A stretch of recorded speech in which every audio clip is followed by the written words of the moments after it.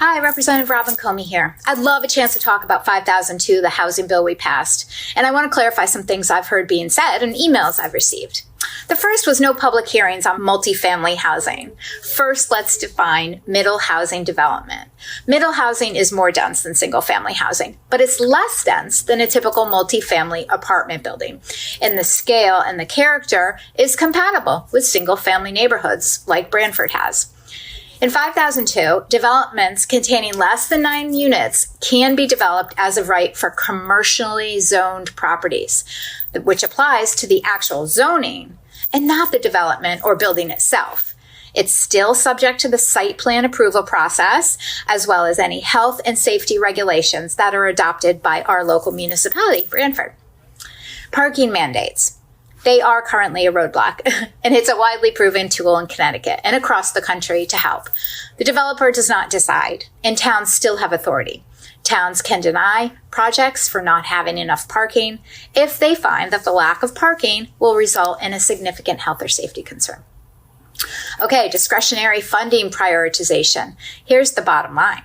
The bill allows towns that complete their priority affordable housing or their TOD plan, which Branford is already doing. This is a carrot. It's not a stick. There's no punishment. There's no funding that will be restricted. Branford already does it. The state could prioritize funding for infrastructure projects. And the bill clarifies that towns that complete neither of those things will not be made ineligible for any of those said funding streams. And while we're talking about money, we are literally giving resources and funding to our COGS to help our towns. Fortunately, Branford has a strong relationship with the SCROG, and I know that that will be a welcome investment. There's concerns over towns being forced to build hundreds or thousands of affordable housing units, but really that's completely unfounded. The bill exclusively requires towns to either plan for 25% of the allocated number of units, that's about 300 or so, but no actual building is required, or they can explain why they're unable to plan for an allocated number of units. Nothing in the bill makes towns build anything. We just ask the towns to make a good faith effort in facilitating the development of more housing or explaining why our towns are unable to facilitate that development. Additionally, I will say that towns have the opportunity to submit an alternate allocation amount based on the number of vacant developable lots within our jurisdiction. So really, towns take the lead.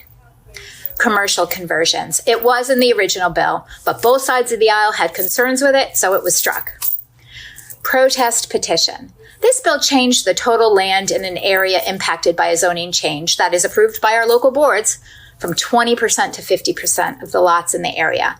This is going to result in a more democratic process and requires an actual majority of the impacted property owners to come together and petition. Finally, attorney's fees. Developers can recoup legal fees, but only in instances where a judge determines that the municipal body acted in bad faith, exclusively to cause harm or undue delay. Additionally, this can only happen in cases where 90% of the proposed units are built to ensure that developers cannot use 830G to strong-arm municipal planning bodies.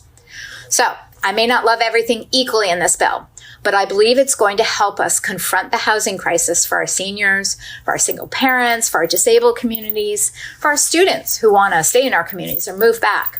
We need greater investment in affordable housing. And talking to people in our community, I know it's a priority for them. So I want to strengthen our commitment to affordable housing.